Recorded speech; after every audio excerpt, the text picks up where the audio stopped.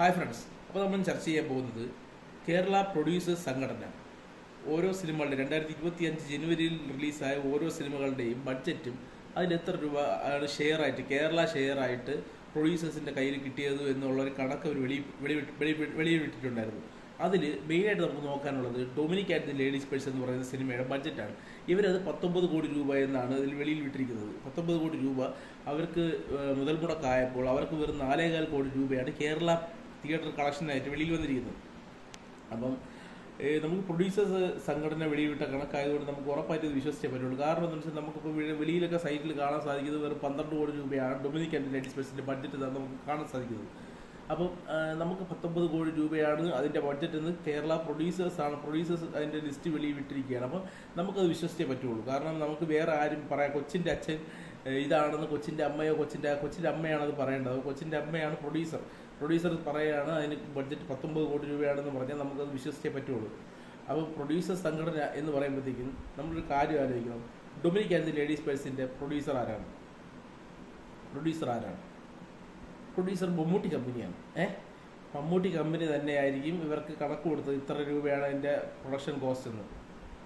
മമ്മൂട്ടി കമ്പനിയാണ്. അപ്പോൾ മമ്മൂട്ടി കമ്പനി അതിൻ്റെ പ്രൊഡക്ഷൻ കോസ്റ്റ് കൊടുക്കുമ്പോൾ മമ്മൂട്ടിയുടെ സാലറി എന്ന് പറയുന്നത് എങ്ങനെ പോയാലും 10-12 കോടി രൂപയായിരിക്കും അതിനകത്ത് കൊടുത്തിരിക്കുന്നത്.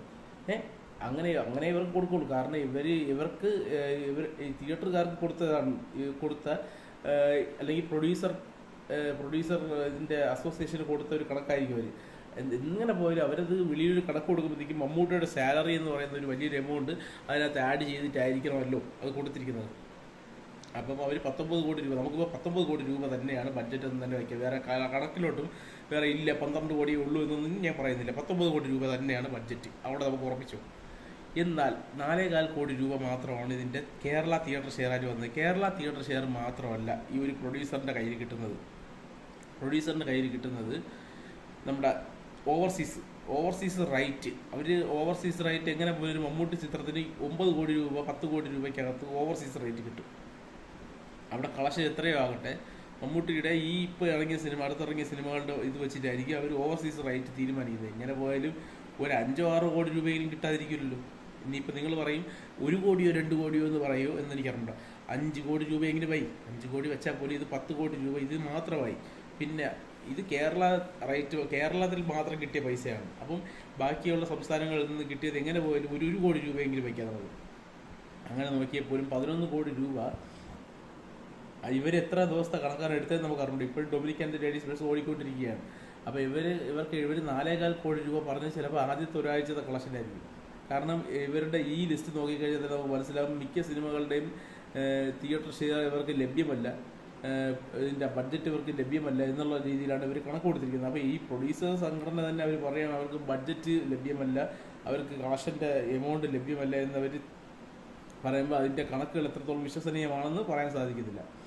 പിന്നെ അങ്ങനെ നോക്കുമ്പോൾ തന്നെ ഡൊമിനിക് ആൻഡ് ദി ലേഡീസ് പേഴ്സിന് ഇതുപോലെ നമ്മൾ കണക്ക് നോക്കുമ്പോൾ തന്നെ 10-11 കോടി രൂപയോളം പ്രൊഡ്യൂസറിന് 19 കോടി മുടക്കിയ സിനിമയ്ക്ക് കിട്ടി. 8 കോടി രൂപയാണ് ഈ സിനിമയ്ക്ക് നമുക്ക് ഇവരെ കണക്ക് വെച്ചിട്ട് നമുക്ക് നഷ്ടമെന്ന് പറയാൻ സാധിക്കുന്നത്. ഇത് ഇവരുടെ കേരള തിയേറ്റർ കളക്ഷന് ഇതിൻ്റെ ഷെയർ എന്ന് പറയുന്നത് എത്ര ദിവസത്തെ കണക്കാണെന്ന് ഇവർക്ക് അറിഞ്ഞൂടാ. കാരണം ഇവർക്ക് മുഴുവനായിട്ട് ഓടിത്തീർന്ന സിനിമയിലെ പോലും ഇവർക്ക് കളക്ഷൻ്റെ അല്ലെങ്കിൽ തിയേറ്റർ ഷെയർ എത്രയാണെന്നോ ഇതിൻ്റെ ബഡ്ജറ്റ് എത്രയാണെന്നോ ഇവർക്ക് പറയാൻ സാധിക്കുന്നില്ല. ഇത് കണക്ക് വിട്ടിരിക്കുന്നത് പ്രൊഡ്യൂസർ അസോസിയേഷനാണ്. അപ്പോൾ പ്രൊഡ്യൂസർ അസോസിയേഷൻ പോലും അതിൻ്റെ കണക്ക് അറിഞ്ഞൂടെന്ന് പറയുമ്പോഴത്തേക്കും എത്രത്തോളം വിശ്വസനീയമാണ്. പിന്നെ ഇതിനകത്ത് നോക്കുമ്പോൾ നമുക്ക് പ്രാവിൻകൂടി ഷാപ്പിന് തന്നെ ഒരു 10-14 കോടി രൂപയാണ് ബഡ്ജറ്റ് പറയുന്നത്. നമുക്ക് ഇവർ പറഞ്ഞ് വിശ്വസിച്ചേ പറ്റുള്ളൂ, നമുക്കത് വിശ്വസിക്കാം. അപ്പോൾ അങ്ങനെ നോക്കുമ്പോൾ ഇവർ പറയുന്ന കണക്ക് പ്രകാരം 8 കോടി രൂപ പ്രൊഡ്യൂസറിന് നഷ്ടമാണ്. ഇതിനോടൊപ്പം നമ്മൾ ചേർത്ത് വായിക്കേണ്ട ഒരു കാര്യമുണ്ട്. ഈ ബറോസ് എന്ന് പറയുന്ന 3D സിനിമ എത്രയോ ദിവസം 1600 ദിവസം എന്തോ ഷൂട്ട് ചെയ്തെന്നാണ് മോഹൻലാൽ പറഞ്ഞത്. വേറെ ആരും പറഞ്ഞല്ല, മോഹൻലാൽ പറഞ്ഞതാണ്. കാരണം അതിൻ്റെ പ്രൊഡ്യൂസർ ആരാണ്? ആശീർവാദ് ശ്രീനിവാസൻ. മോഹൻലാൽ പറയുകയാണ് 1600 ദിവസം ഷൂട്ട് ചെയ്ത് 3D ഷൂട്ട് ചെയ്ത ഒരു സിനിമയാണ്. ഈ സിനിമയ്ക്ക് ബഡ്ജറ്റായിട്ട് നമ്മൾ നെറ്റിൽ കണ്ടത് 150 കോടി രൂപയാണ് നെറ്റിൽ കണ്ടത്. നമുക്കിപ്പം സൈറ്റുകളിൽ നോക്കുമ്പോൾ 150 കോടി രൂപയാണ് കണ്ടത്. 12 കോടി രൂപ ബഡ്ജറ്റ് സൈറ്റുകളിൽ കണ്ട ഡൊമിനിക്കിന്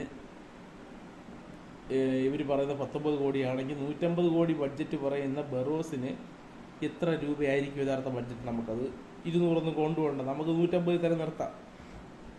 അങ്ങനെ നോക്കുകയാണെങ്കിൽ പോലും കേരള തിയേറ്റർ ഷെയറിൽ നിന്ന് 3D ചാർജ് ഉൾപ്പെടെയാണ് ഇവർക്ക് കിട്ടിയിരിക്കുന്നത്. ഇവർ പറയുന്ന കണക്ക് ഇവരെ തള്ളലറിയല്ലോ. ഇവരെ തള്ളലിൽ ഇവർ കാണിച്ചിരിക്കുന്നത് ഇത് നമുക്കിപ്പം വിക്കിപീഡിയ ഒക്കെ നോക്കിക്കഴിഞ്ഞാൽ കേരള കളക്ഷൻ 11 കോടി രൂപയാണ് ഇവർ കാണിക്കുന്നത്. കേരള 11 കോടി രൂപയിൽ നമുക്ക് 3 കളയണം. കാരണം 8 കോടി രൂപ നോക്കിയാൽ മതി. കാരണം ബാക്കി 3 കോടി രൂപയും അതിൻ്റെ ഗ്ലാസിൻ്റെ ചാർജാണ്. ആ ചാർജ് ഗ്ലാസിൻ്റെ ചാർജ് മാറ്റി 8 കോടി രൂപ ആയിരിക്കാം. നമുക്ക് അത്രയും നമുക്ക് അവർ പറയുന്നത് തന്നെ വിട്ടുകൊടുക്കാം. നമുക്ക് 8 കോടി രൂപ അങ്ങ് വയ്ക്കാം. ആ 8 കോടി രൂപയിൽ 1/3 ഇവർക്ക് പ്രൊഡ്യൂസറിന് കിട്ടുന്നത്. കാരണം ടാക്സും തിയേറ്ററിൻ്റെ ഷെയറും കഴിയുമ്പോഴത്തേക്കും ബാക്കി 1/3 ഇതിൽ കിട്ടുന്നത്. അപ്പോൾ 8 കോടി രൂപ 1/3 ആകുമ്പോഴത്തേക്കും 3 കോടിക്ക് താഴെ നമുക്ക് 3.25 കോടി വയ്ക്കാം. 3.25 കോടി രൂപ കിട്ടി.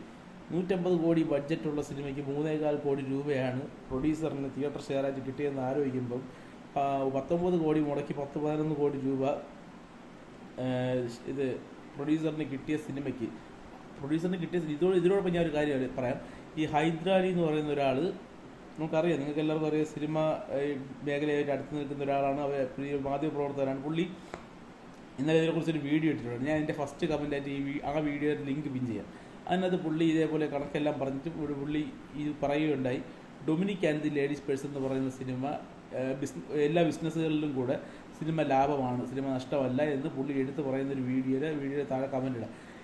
അപ്പോൾ അങ്ങനെ നോക്കുമ്പം ഒരു ലാഭമായ സിനിമ, തിയേറ്റർ ഷെയർ കൊണ്ട് ഇപ്പം ലാഭം കിട്ടുന്ന സിനിമകൾ വളരെ കുറവാണ്. എന്നിട്ടും ഒരു പ്രൊമോഷനും ഇല്ലാതെ വന്ന സിനിമ, ബറോസ് പോലെ പ്രൊമോഷൻ കൊടുത്ത സിനിമയല്ല ഇത്. ഒരു പ്രൊമോഷനും ഇല്ലാതെ വന്ന സിനിമയ്ക്ക് എല്ലാ റിവ്യൂവേഴ്സിൻ്റെ കയ്യിൽ നിന്ന് നല്ല അഭിപ്രായം നേടുകയും 10-11 കോടി രൂപ പ്രൊഡ്യൂസറിന് കിട്ടുകയും ചെയ്ത ഈ സിനിമ ടേബിൾ പ്രോഫിറ്റ് ആയിട്ടാണ് സിനിമ വെളിയിൽ വന്നതെന്നാണ് അറിയാൻ സാധിച്ചത്. കാരണം അവരൊരു പ്രൊമോഷൻ ഈ സിനിമയ്ക്ക് കൊടുത്തില്ല. ഒരു സിനിമ ഇത്രയും വലിയ സിനിമ വരികയാണെങ്കിൽ അവർ എന്തായാലും വലിയ പ്രൊമോഷൻ കൊടുക്കേണ്ടതാണ്.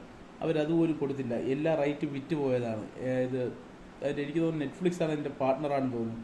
അവർ പോലും എത്രയും കോടികൾ കൊടുത്തായിരിക്കും സിനിമ വാങ്ങിച്ചത്. അങ്ങനെ നോക്കുമ്പോഴത്തേക്കും ഈ Dominic and the ladies person എന്ന് പറയുന്ന സിനിമ ഒരു നഷ്ടമല്ല, ഒരു പ്രൊഡ്യൂസറിന് നഷ്ടമല്ലാത്ത സിനിമ, എല്ലായിടത്തു നിന്നും പോസിറ്റീവ് റിപ്പോർട്ട് കിട്ടിയ സിനിമ. ബറോസിനെ നമ്മളങ്ങനെ നോക്കുമ്പോഴത്തേക്കും എന്താണ് പറയാനുള്ളത്? അപ്പോൾ ഈ മോഹൻലാൽ ഫാൻസുകാരുടെ ആഘോഷമാണ് ഇപ്പോൾ സോഷ്യൽ മീഡിയയിൽ നടക്കുന്നത്. ബറോസ് 19 കോടി രൂപ 4.25 കോടി രൂപയാണ് കിട്ടിയത് എന്നൊക്കെ പറയുമ്പോഴത്തേക്കും ലേശ ഉളുപ്പ്, അത്രയേ ഉള്ളൂ. അപ്പം ഇത്രയാണ് എനിക്ക് പറയാനുള്ളത്. അപ്പോൾ നിങ്ങളുടെ അഭിപ്രായം എന്താണെന്ന് കമൻറ്റ് ബോക്സിൽ ഇടാം. നന്ദി, നമസ്കാരം.